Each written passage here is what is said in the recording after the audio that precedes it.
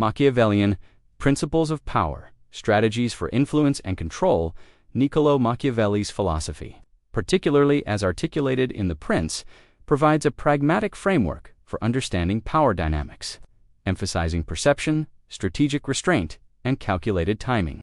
The principles outlined in the prompt, such as the preference for fear over love, the dangers of naivety, the power of silence, and the strategic use of absence, resonate with ideas from other philosophers who have explored power, leadership, and human behavior. It creates insights from Machiavelli, Thomas Hobbes, Friedrich Nietzsche, Sun Tzu, and Hannah Arendt to provide a richer analysis of these principles, while maintaining the focus on Machiavellian strategies for influence and control. The discussion will cover the balance between fear and love, the necessity of projecting strength, the power of silence, the control of information, and the strategic use of absence and patience, enriched with philosophical perspectives. The duality of fear and love, Machiavelli's maxim. It is better to be feared than loved if you cannot be both, the Prince. Chapter 17 underscores that fear ensures compliance, while love is less reliable due to human fickleness.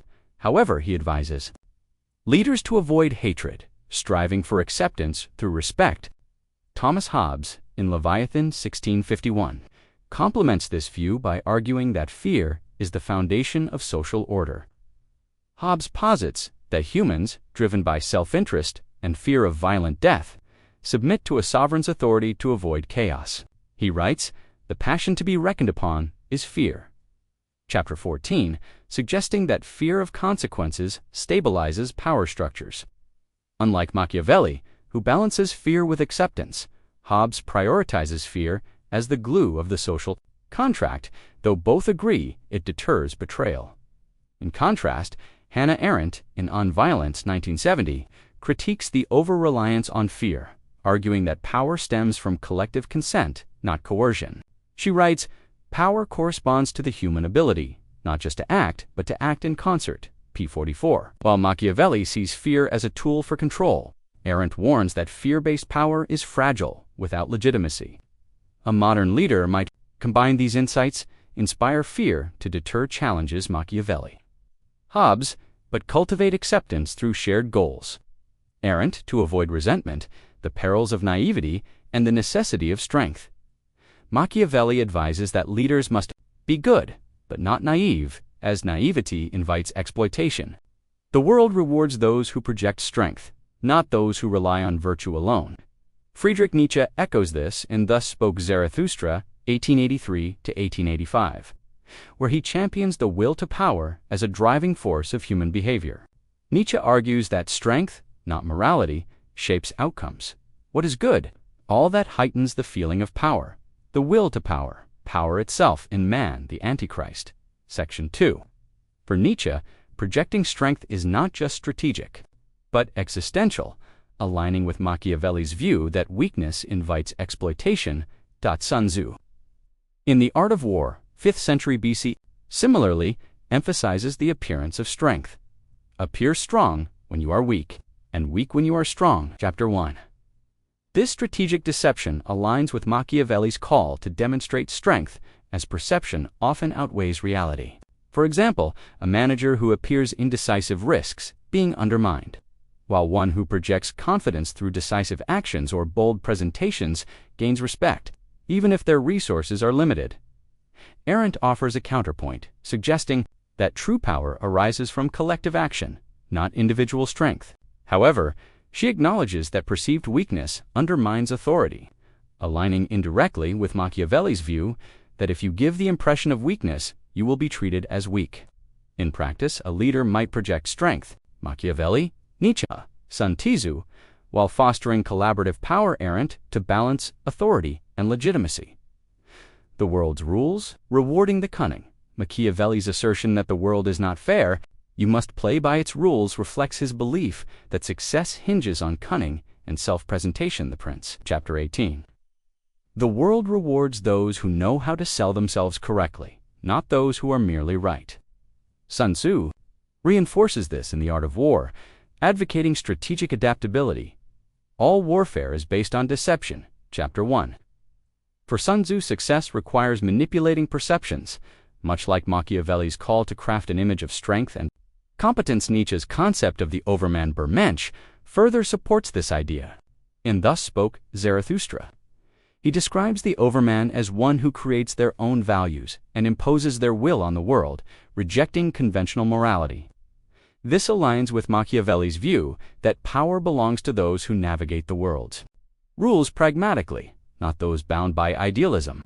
For instance, in corporate settings, employees who master self-promotion through networking or visible achievements often outshine their peers, even if their work is not superior. Hobbes, however, offers a more pessimistic view, arguing that the state of nature is a war of all against all Leviathan, chapter 13, where cunning is necessary for survival. While Hobbes focuses on establishing order through a sovereign, his view of human self-interest supports Machiavelli's emphasis on strategic maneuvering. Together, these perspectives highlight that fairness is secondary to cunning in competitive environments, the power of silence and controlled information. Machiavelli's emphasis on strategic silence, power lies in knowing when to remain silent, is central to maintaining power. The Prince, chapter 18. Revealing too much makes one vulnerable, as those who reveal too much become vulnerable. Sun Tzu echoes this. Let your plans be dark and impenetrable as night, chapter 6. By controlling information, a leader maintains unpredictability, which deters exploitation. For example, in negotiations, withholding intentions can shift leverage, as others cannot anticipate one's moves. Nietzsche also values discretion, though through a different lens. In Beyond Good and Evil, 1886, he writes, "One does not only wish to be understood when one speaks, but also to be misunderstood," section 290. For Nietzsche, deliberate ambiguity enhances one's mystique. Aligning with Machiavelli's advice to avoid being an open book, a leader who shares sparingly, whether in politics or business, creates curiosity and maintains control. Arendt, however, critiques excessive secrecy, arguing that power requires transparent communication to sustain collective trust, the human condition. 1958. While she acknowledges the tactical value of silence, she warns that it can erode legitimacy if overused. A modern application might involve selective disclosure. A CEO might withhold strategic plans until execution. Machiavelli, Sun Tzu, but communicate enough to maintain stakeholder trust. Arendt. The strategic use of absence. Machiavelli's insight that scarcity creates desire and absence creates influence challenges the notion that constant presence builds power. Excessive familiarity, he argues, diminishes respect. The Prince, chapter 7. Sun Tzu supports this, advising leaders to make yourself unattainable to heighten value. Chapter 11. By appearing selectively, a leader maximizes impact, as a true player doesn't show up just anywhere, but only in great battles. Nietzsche's concept of the overman also implies a kind of strategic absence. The overman stands apart, cultivating an aura of uniqueness that commands attention. In Thus Spoke Zarathustra, Nietzsche writes, "The noble soul has reverence for itself," section 12, suggesting that self-imposed distance enhances influence. In contrast, Arendt argues that power requires presence through collective action, though she concedes that over-availability can dilute authority on violence. In practice, strategic absence is evident in leadership. A manager who reserves their presence for critical meetings or decisions. Machiavelli, Sun Tzu creates a sense of importance, while constant availability risks being taken for granted. For example, a CEO who limits public appearances to major announcements enhances their gravitas, aligning with the prompt's idea that absence creates influence. The power of patience and calculation. Machiavelli's call for coolness and calculation. Devoid of feeling or emotion, The Prince, chapter 15, emphasizes patience as a cornerstone of power. True power belongs not to those who act impulsively, but to those who wait for the perfect moment to act. Sun Tzu reinforces this. The leader is the arbiter of the people's fate, the man on whom it depends whether the nation shall be in peace or in peril. Chapter 1. Timing is critical, and impulsive action invites failure. Hobbes, while focused on order, implicitly supports patience by advocating calculated submission to the sovereign for long-term stability. Leviathan, chapter 17. Nietzsche's philosophy. of the will to power also values patience, as the overman waits for the right moment to assert their vision. In Thus Spoke Zarathustra, he writes, "All great things occur away from glory and fame," section 44, suggesting that true power requires disciplined timing. In modern contexts, patience is critical. In negotiations, waiting for the right moment to make a demand can secure better terms. In careers, employees who strategically time their contributions, such as leading a high-visibility project, gain recognition over those who act impulsively. This aligns with the prompt's emphasis on waiting for the perfect moment to act, balancing strength and intelligence. Machiavelli insists that strength and intelligence must be demonstrated, not merely possessed. The Prince, Chapter 6. Sun Tzu agrees, noting that a leader must display his banners and make his movements mysterious. Chapter 7, to project capability. Nietzsche's will to power similarly requires active expression. The noble type of man regards himself as a determiner of values beyond good and evil. Section 2. In contrast, Arendt emphasizes collective intelligence over individual displays, though she acknowledges the need for visible leadership to inspire action. In practice, demonstrating strength and intelligence requires strategic communication. A manager might showcase expertise by solving a visible problem or presenting data-driven insights, ensuring their contributions are noticed. This aligns with the prompt's insight that intelligence must demonstrate that you are intelligent. The illusion of fairness and the reality of power. Machiavelli's rejection of fairness. The world does not reward those who are right, but those who know how to sell themselves correctly, is echoed by Hobbes, who sees human competition as a struggle for dominance. Leviathan, Chapter 13. Nietzsche takes this further, arguing that morality itself is a construct of the powerful. To maintain control in the genealogy of morality, 1887, Sun Tzu's focus on deception and strategy similarly prioritizes pragmatic success over idealistic fairness.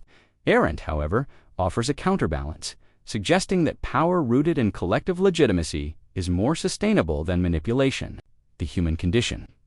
While Machiavelli and Nietzsche prioritize cunning, Arendt's emphasis on consent highlights the limits of purely Machiavellian tactics.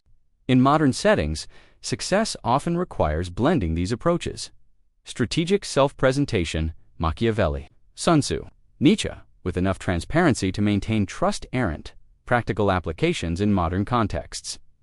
Principles, enriched by other philosophers, are highly applicable today. In the workplace, employees can project strength by highlighting achievements. Machiavelli, Nietzsche, and timing contributions for maximum impact. Sun Tzu. Strategic silence in meetings or negotiations. Machiavelli, Sun Tzu, can maintain leverage, while selective absence, such as skipping low-stakes events, enhances influence. Machiavelli. Leaders can balance fear and acceptance by setting clear expectations. Hobbes, while fostering collaboration. Arendt, in personal relationships. Controlled information and selective availability prevent exploitation, while patience ensures meaningful interactions. In politics, leaders who master perception and timing through calculated speeches or strategic retreats maintain power, as seen in historical figures like Franklin Roosevelt or modern CEOs like Elon Musk. Machiavelli's philosophy, enriched by Hobbes, Nietzsche, Sun Tzu, and Arendt, offers a robust framework for navigating power dynamics. Fear, strength, silence, absence, and patience are tools for influence, grounded in the reality that the world rewards cunning over fairness. While Machiavelli and Sun Tzu emphasize deception and timing, Nietzsche champions self-assertion, prioritizes fear-based order, and Arendt highlights collective legitimacy. Together, these perspectives provide a nuanced guide for wielding power effectively in a competitive world.